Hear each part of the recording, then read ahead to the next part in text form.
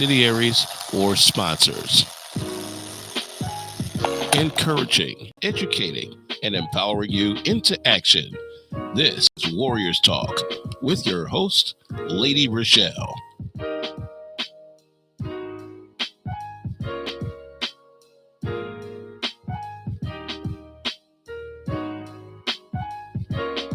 Hello. Welcome to Warriors Talk with author and founder Lady ReShell, where we move away from awareness towards action.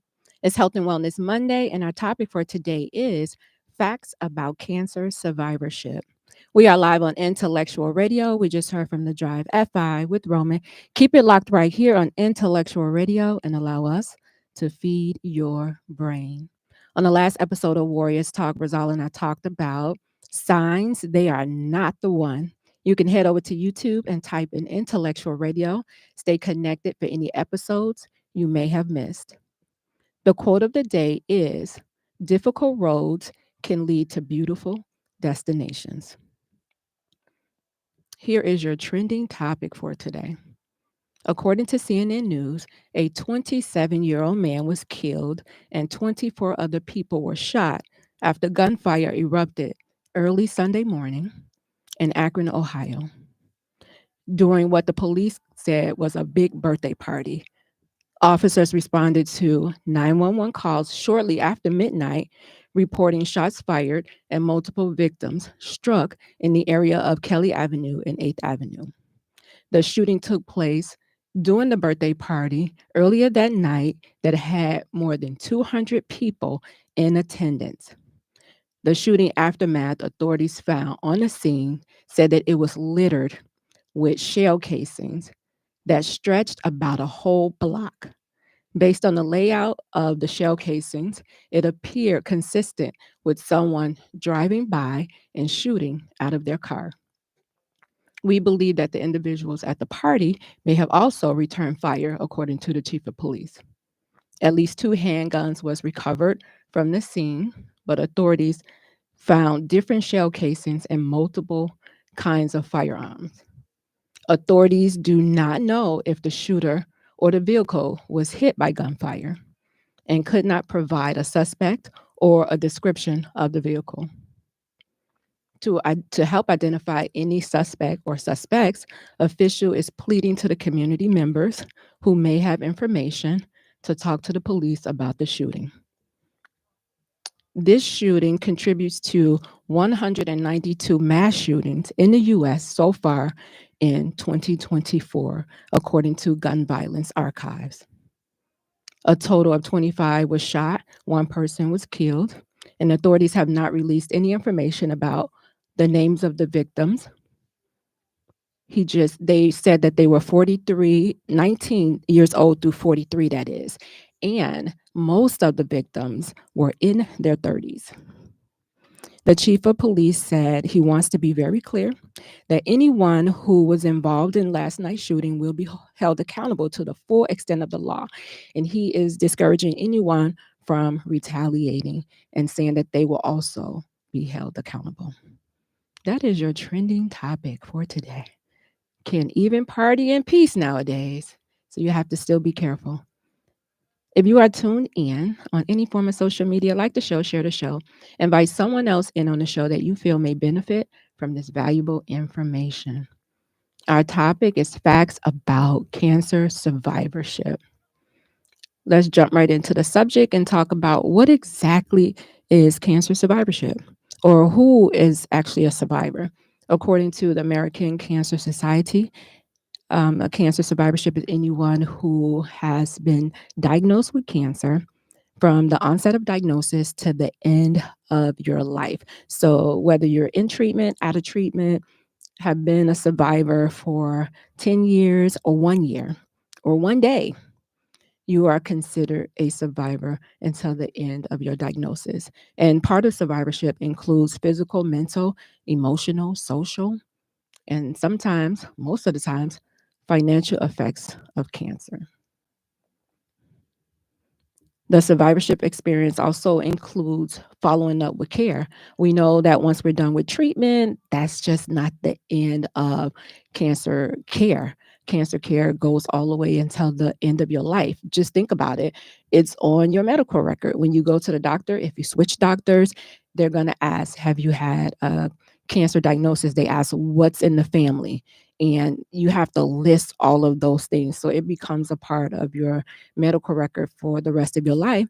And that's why it's important to make sure you're telling your family members, especially your children, if you had a cancer diagnosis, so that they know how to arm themselves when it comes to moving forward with their own health. I can remember my dad not really saying anything about his cancer diagnosis. He was just kind of battling with it on his own, carrying that weight by himself. And we found out like months before the doctor said, oh, we can't do anything else. And that weight of having a cancer diagnosis can sometimes, it can eat at you, especially if you're going through it by yourself. And you're losing weight from the treatment, you're losing your hair, and people wondering like what's going on with you, and people speculating. Like, it could be a lot. So you shouldn't have to go through it by yourself. Make sure, I always say, pull your family in on your cancer diagnosis, because they will help you carry some of the weight and give you the love and support that you need.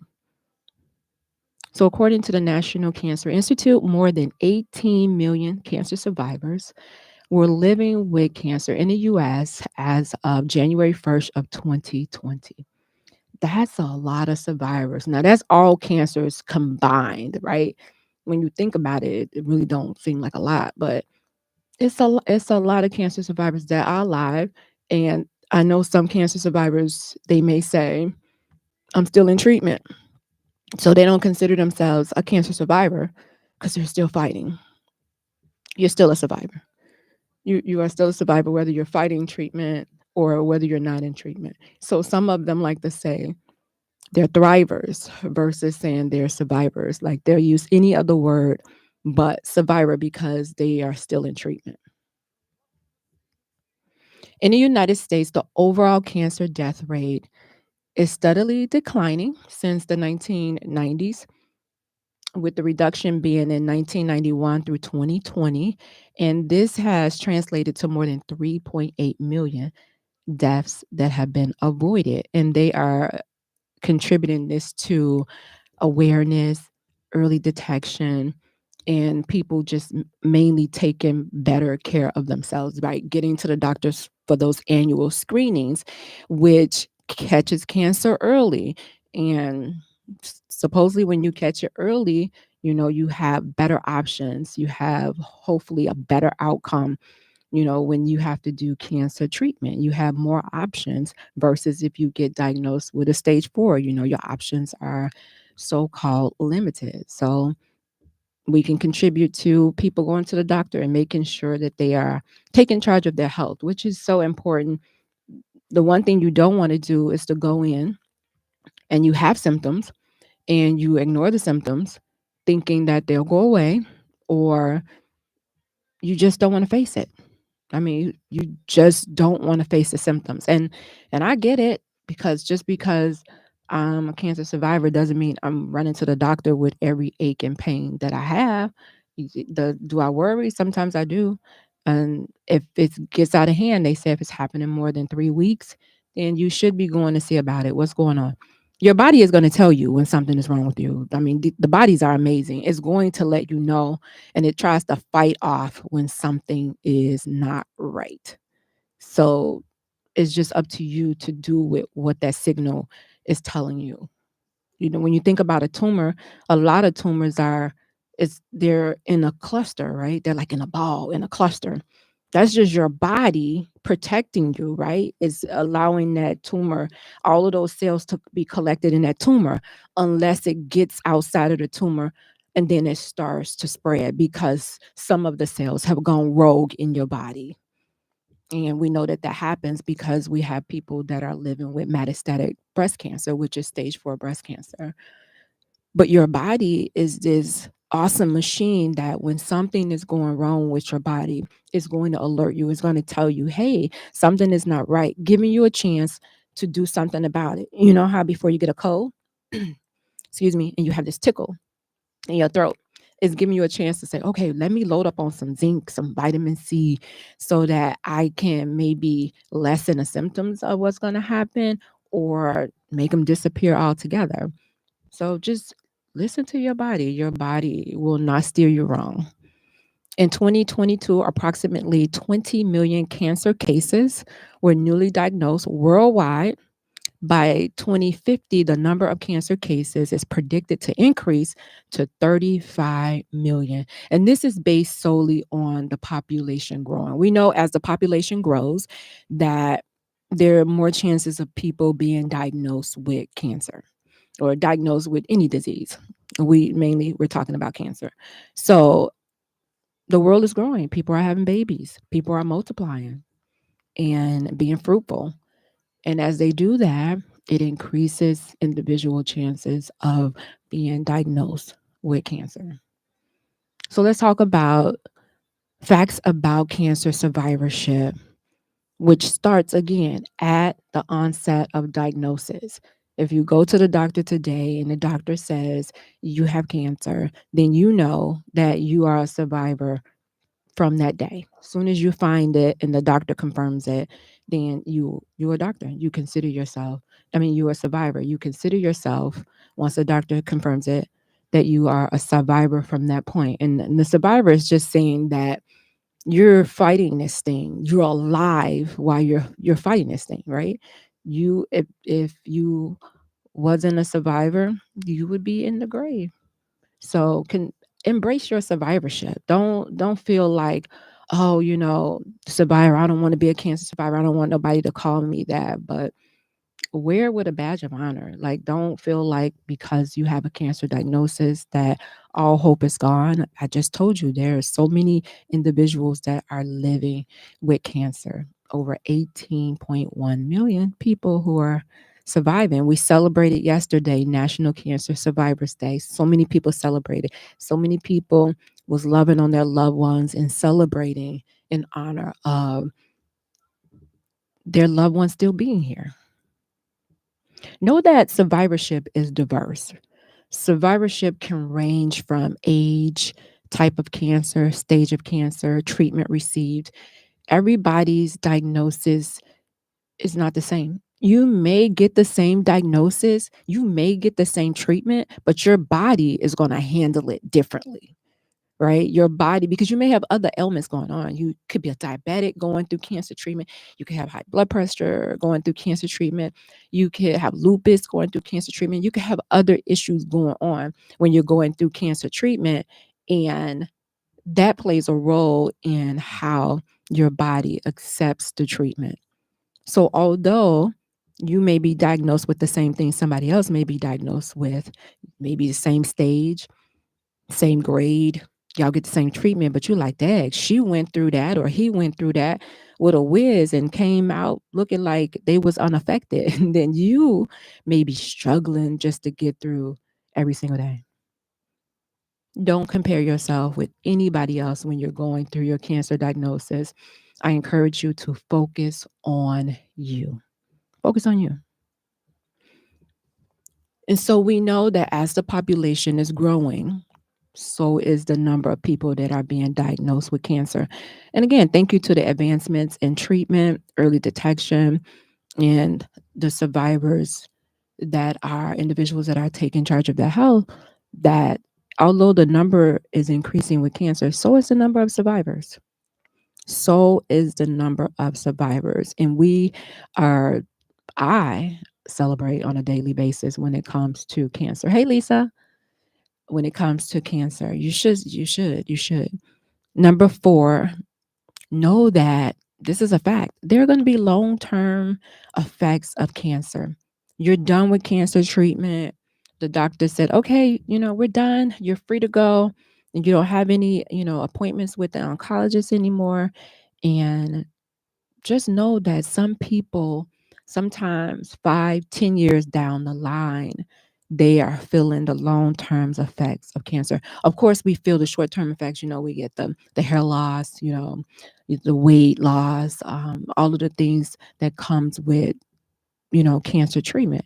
Those may be the immediate effects of treatment. Then you may have the long-term effects Like I have lymphedema in my right arm because they removed 16 lymph nodes from my right arm. So now I deal with lymphedema in my right arm. I'm supposed to wear a sleeve every day as long as I'm woke. The sleeve's supposed to be on to reduce the swelling in that arm because of the lymph nodes that they took out of that arm. I deal with neuropathy. Sometimes it could be debilitating if I'm driving, if I'm walking. Sometimes I almost want to say it's like arthritis, but I guess it's kind of different because it has a different name. And I sometimes I get it in my feet. Sometimes I get it in my hand to where my hand does its own thing. It may um, feel like almost like you're paralyzed in a way because you can't move past the neuropathy sessions as it's happening. You just have to wait for it to pass. And I noticed that I've having gotten neuropathy a lot. I noticed when I normally get neuropathy is like after I've had like a cold or dealing with some type of illness, then I notice that the neuropathy will happen. But normal everyday for me, no, I don't experience it, but it is a part of my medical history because it does happen from time to time. Now, when you're done with cancer treatment, you should be getting a survivorship care plan, right? Your doctor should not just be sending you off and waving you off to the world and not giving you a plan on what to do because you're done.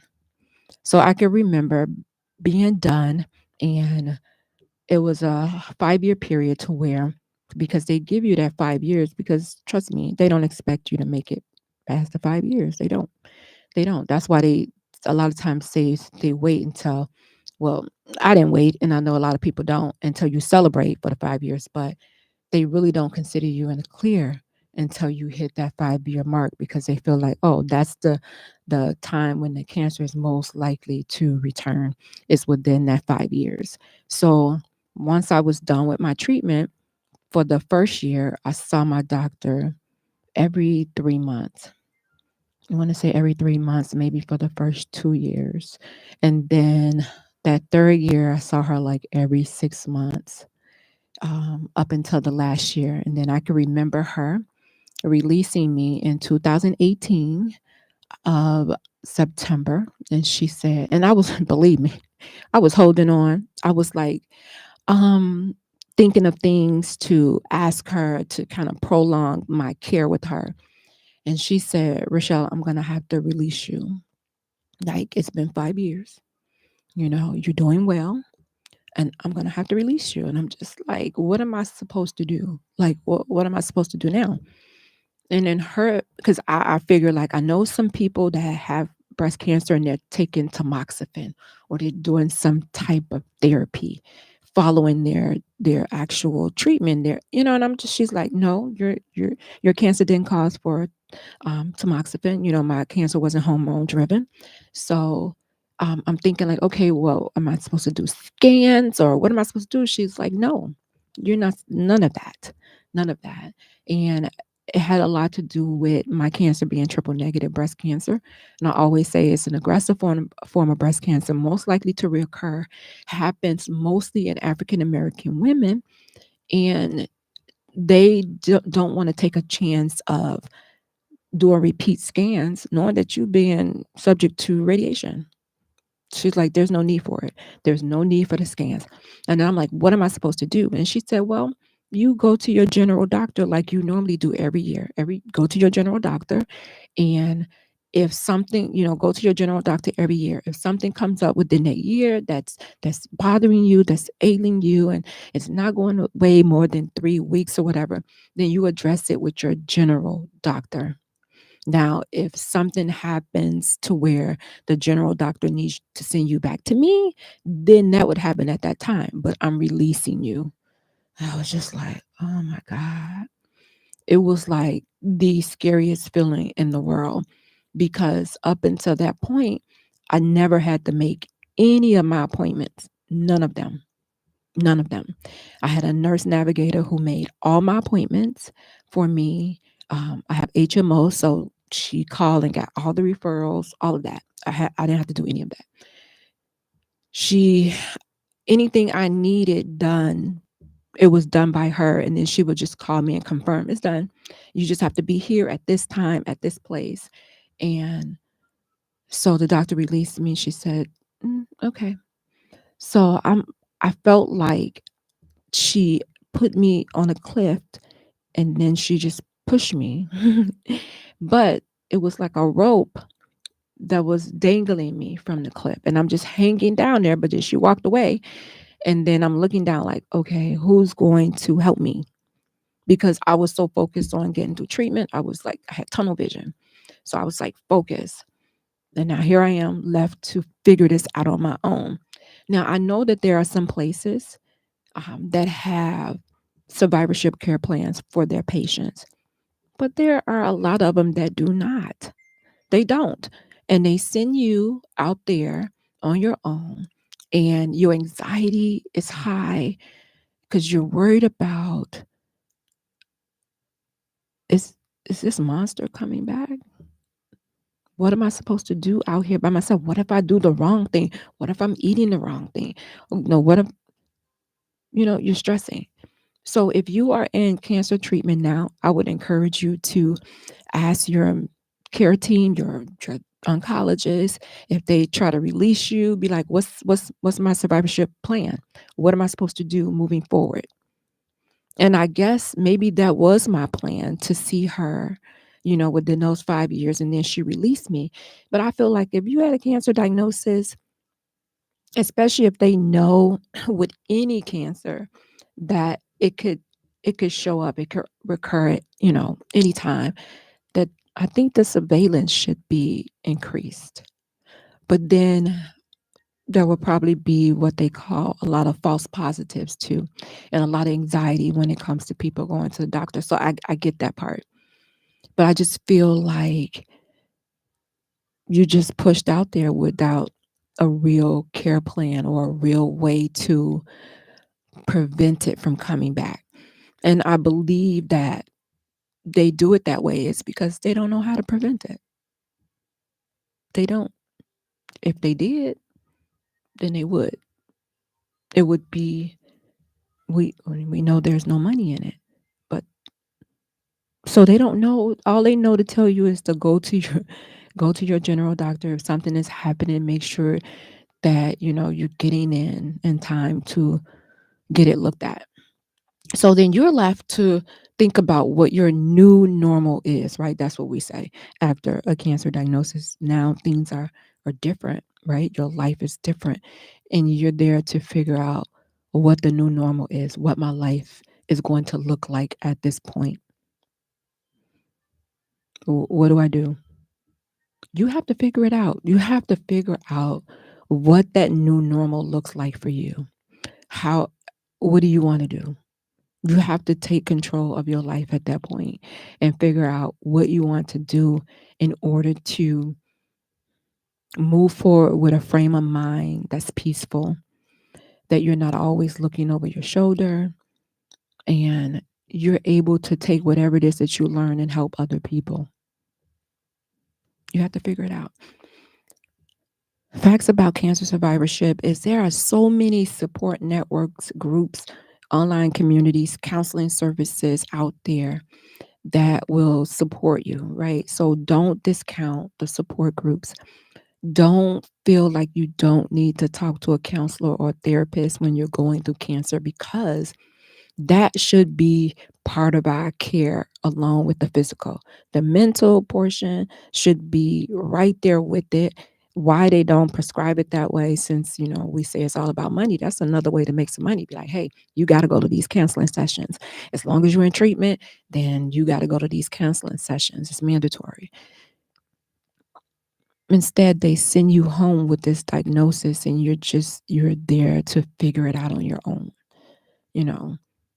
And it should be, counseling should be a part of your care plan, even after, way after cancer, so that you can deal with the mental portion of it. You can decompress and release some of that. Because some people just, they out of treatment, they right back at work, they right back to doing whatever it is that they was doing before, and they really don't take time to heal mentally from what just happened. They just kind of like put it in the back of their minds until they have to deal with it all over again. So know that it's important to follow up care when it comes to cancer survivorship, especially because you're a cancer survivor.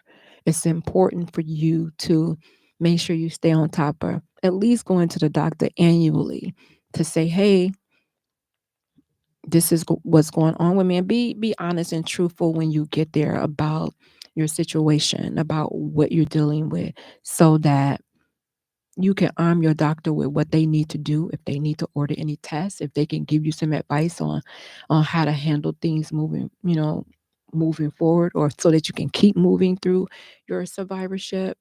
It's important. And because we sometimes don't know what the signs of a reoccurrence is, and we may think that, oh, um, I have this pain in my arm and I'm not able to really stretch it fully. I don't know what's going on. You don't know what that is, but it could be a sign that cancer has returned. And the reason why I say that is because, like a couple of months before my cancer diagnosis, I noticed that my right arm, like I used to work out, but my right arm, for some reason, I couldn't seem to stretch it enough. Like it would always feel like it was kind of tight. And I was just like, what's going on with my arm? Well, my lymph nodes was swollen and it had cancer in it, but I didn't know that. Like I had no idea that that was the case, but just something like that I never would have, I never knew before my diagnosis that, that was even a possibility.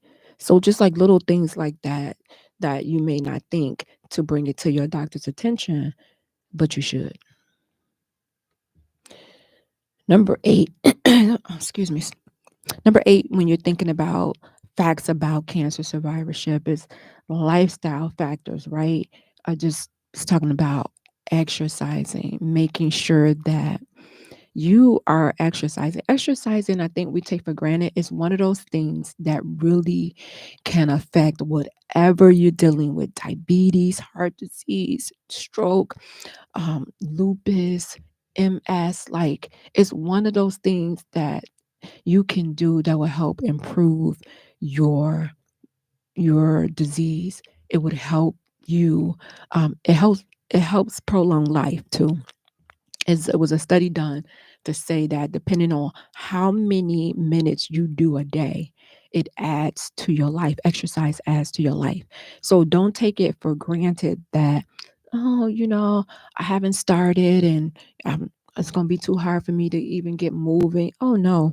You could do little things that you can do. They even have chair yoga where you don't even have to get up. You're sitting in the chair and doing stuff. Like, start wherever you are and just get moving, and you would be so surprised where you would be a year from now and how you're able to function. As we get older, um, people have falls to where they hurt themselves, they you know damage their hips and everything, and they said that those kind of falls, when they do that, they end up dying shortly after that.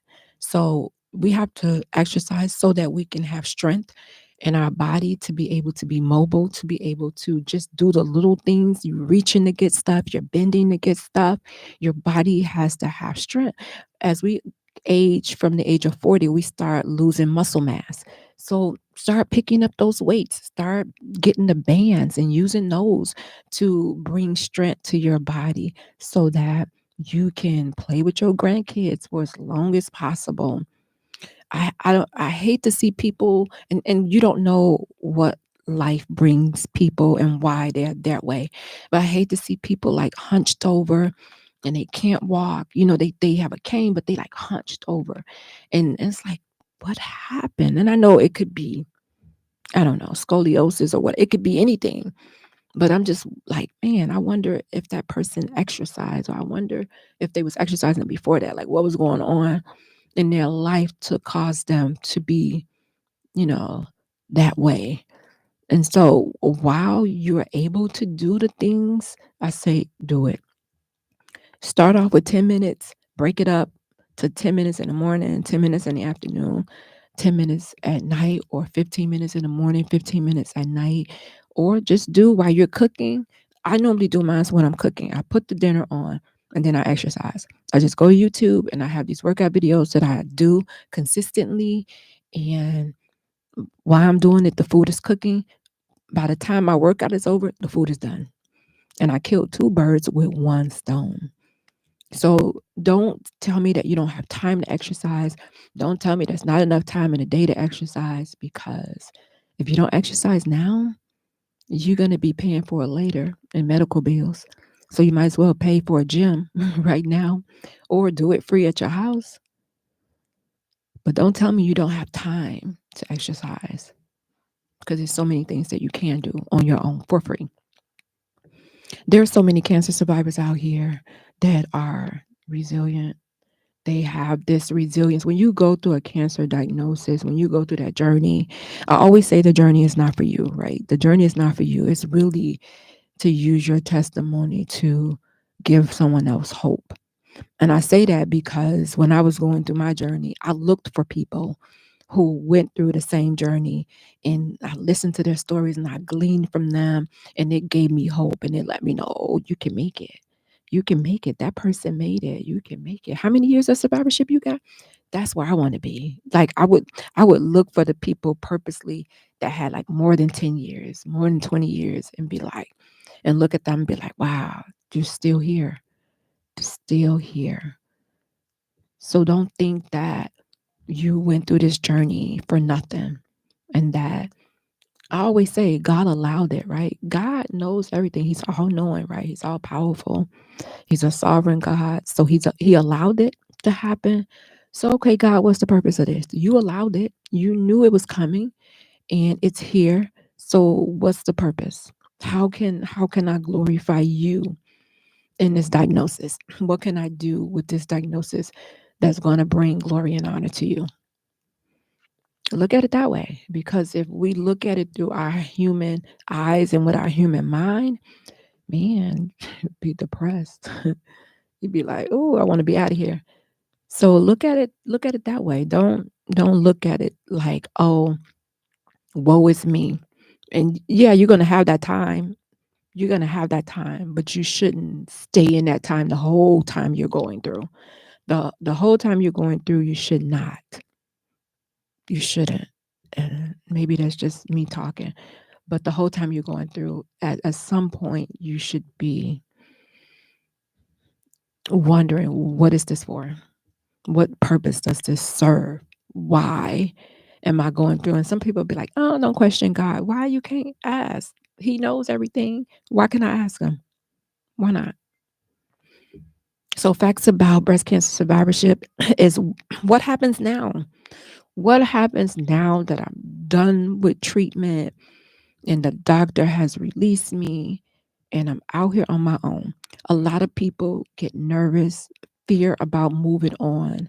They feel like if they talk about their cancer, that they're jinxing themselves and the cancer may come back. So a lot of people, some people don't like to share. And I know this because I asked a lot of people to be on the show and to talk about their journey. They're like, I'm not ready yet. Oh, no, I don't want to. And I get it that when you're not ready, because I was at the point to where I wasn't ready to talk about my cancer journey. And like, oh, I'm not ready yet. And I remember one day at church, I think it was Mother's Day, or we had a Women's Day service, and my first lady said, hey, I want you to testify and talk about your cancer journey. And I was like, what? I was like, oh, I'm still in treatment. Like, I'm still doing treatment. I'm not done with treatment. And I think that was in May, and I wasn't going to be done with treatment until like the end of June. So I was like, can I just wait until I'm done with treatment? She was like, no, talk about it now. I was just like, why would I do that? And I was so nervous to talk about it. I was like, oh God, like, what can I say? Because I'm still in treatment. And I mean, how do I testify about cancer when I'm still going through it? And that was excuse me, that was my beginning of me sharing.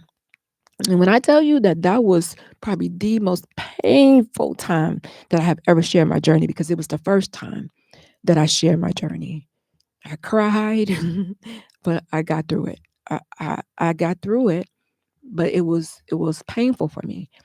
And I get it when people say they're not ready or they don't want to. I totally get it. I totally get it. Hey, you guys, I want to take a quick break and I want to highlight one of my sponsors, which is Gloria Dotson with Mary Kay. And she is catering to all of your beauty needs from head to toe. You can contact her at 773-749-6880. You can also go to her website, which is marykay.com/GDOTSON. Please tell her that Warriors Talk sent you and go and see what kind of products that she have. We all know that Mary Kay is at the top of the line when it comes to skincare. Also, Warriors Talk will be hosting our 8th annual Survivors Night of Reflection, Survivor Celebration of Reflection Gala. I keep saying night because we used to host it at night, but this is going to be a brunch for cancer survivors. So, all cancer survivors, this is Saturday, October the 19th from 11 a.m. to 3 p.m. at the Crystal Sky Banquet in McCook, Illinois. And we are celebrating all survivors. We're going to crown a survivor of the year, and then we're going to financially award a warrior in battle. So if you would like to sponsor or be a vendor, just email me at warriorstalk1@gmail.com. And you can also contact me at 773-886-8484. I'm so excited about the 8th year. Our theme for the year is a season of new beginning because we know number 8 is all about new beginnings. So I'm excited about that. If you're tuned in on any form of social media, share the show. We live on Intellectual Radio and we're talking about facts about cancer survivorship. Again, yesterday was Cancer Survivors Day, and the whole month of June is Cancer Survivors Month. So if you know someone who dealt with cancer, dealing with cancer, or you have a loved one or a friend, contact them and say, "Hey, I'm glad you're here." Send them a card, send them a text, and let them know that you're glad that they're here. Number 11, facts about cancer survivorship is celebrating those milestones. I say celebrate every day, right? Whatever little victories you have. If you're in treatment, you're done with chemo, celebrate. You're done with radiation, celebrate. You're done with surgery, celebrate. Like, celebrate. Get you a Facebook group for all of your family members and friends and text your updates in there and let them know what's happened. Share your journey. People want to know. You have people out there that are going through their journey that may be struggling and having a hard time, and they just want to see and get hope from somebody else who is going through. So don't be afraid to celebrate your milestones, your journey, to see how far you came. When I did my chemo, I did 16 rounds of chemo. So every chemo appointment I had somebody there, and I would make these signs as to what chemo appointment there was, and I would take pictures of the person who was there with me, and I would post them on Facebook, but nobody knew that I was going through chemo except for the people who was close to me. And then I would post a picture, and then I would say, I would make sure I had like the session on there, so I would kind of like document my journey that way. So make sure that you are celebrating. Life is to be celebrated. Sometimes we wait until, we're going through, or we want to wait until the 5 years. Or no, celebrate now. Don't wait. Celebrate right now. When they talk about cancer survivors and the years when it comes to people surviving, and it says in 2022, 67% of cancer survivors were 65 years old. 67%. That's a lot. That's a lot. Trust me, they don't expect you to live past the 5 years. They don't. They don't expect you to live past the 5 years. And they surprised if you do. I had my doctor called me. She had a nurse to call me. I think this was like maybe a year ago. And my mom said, I got a nurse called from the oncologist's office, right? Because the name would come across the thing. Her name was, my doctor was Dr. Yadavadi. So her name came across the screen. And I said, why would they be calling? Like, I haven't been in cancer treatment in 10 years. So why was they calling? And I ended up calling her back like, did you call me? I got a message from my mom. And she was like, oh, yeah, I'm sorry. It must have been a mistake. I was like, they was trying to see was I still alive. I believe that. I believe they was trying to see, was I still alive? Like, they don't really expect you to live past that 5 years. And if you do, they surprised. They like, oh, okay.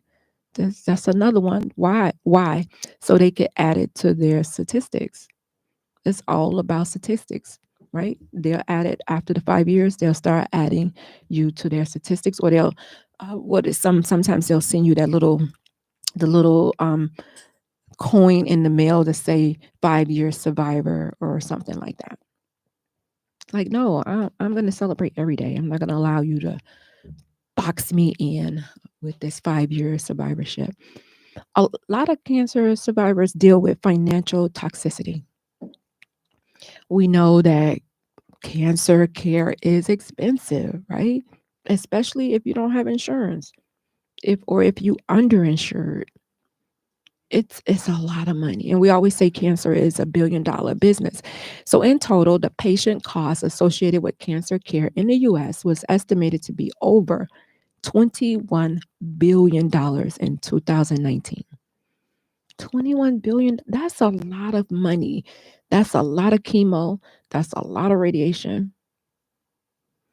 And some people have financial hardships going through dealing with the cancer cause.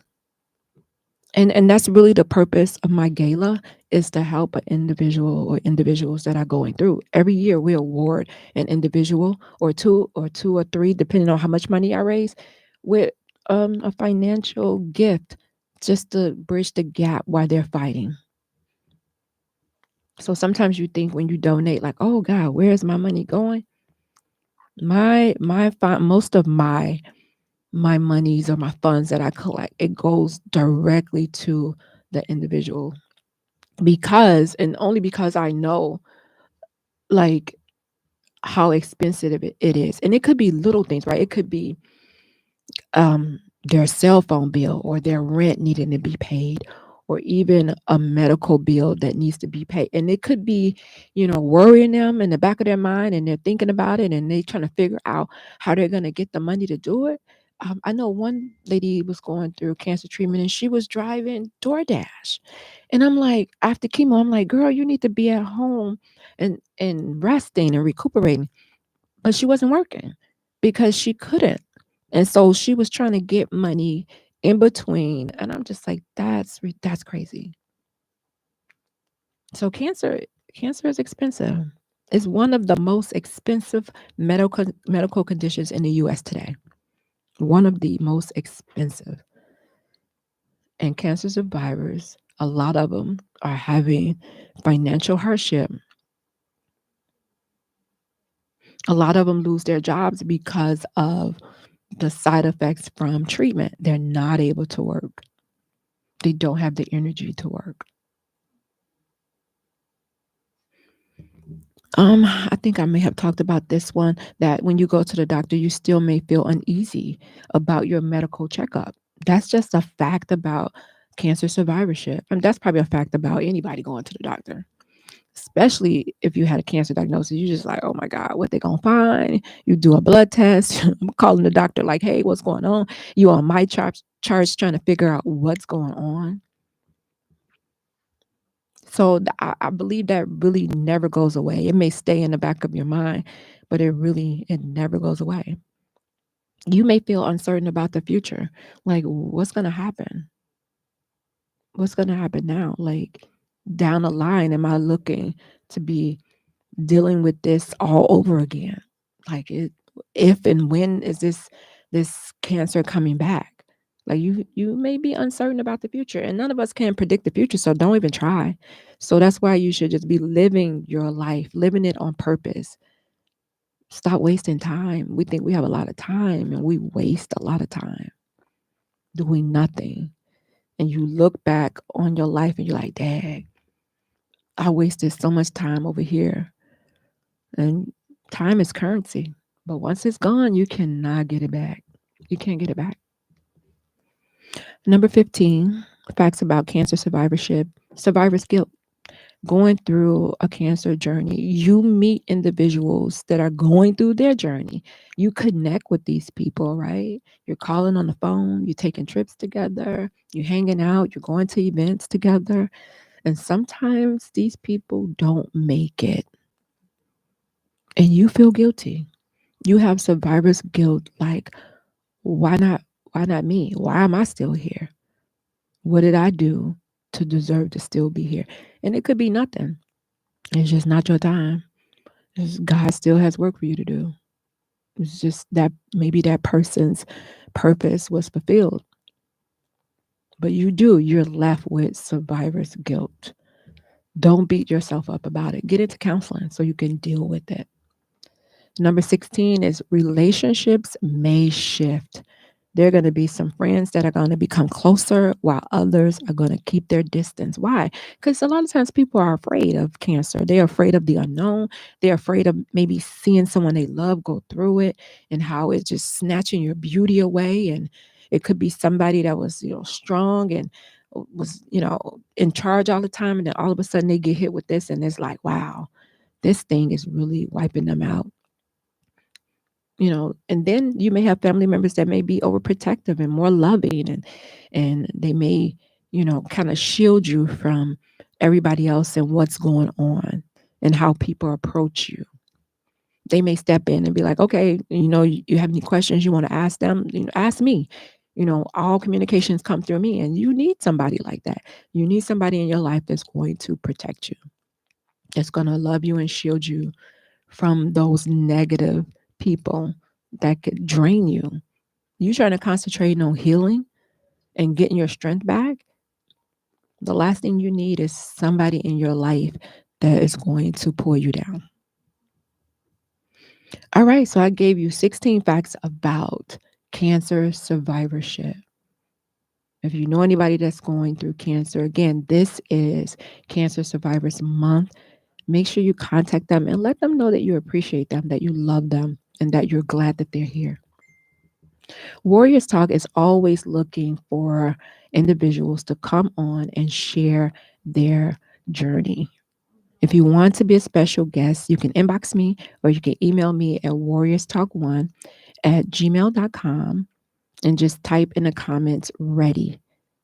And you can come on the show and you can share your journey with someone. You never know who may be blessed, how you may grant hope to someone else who's fighting, who may be on the verge of giving up.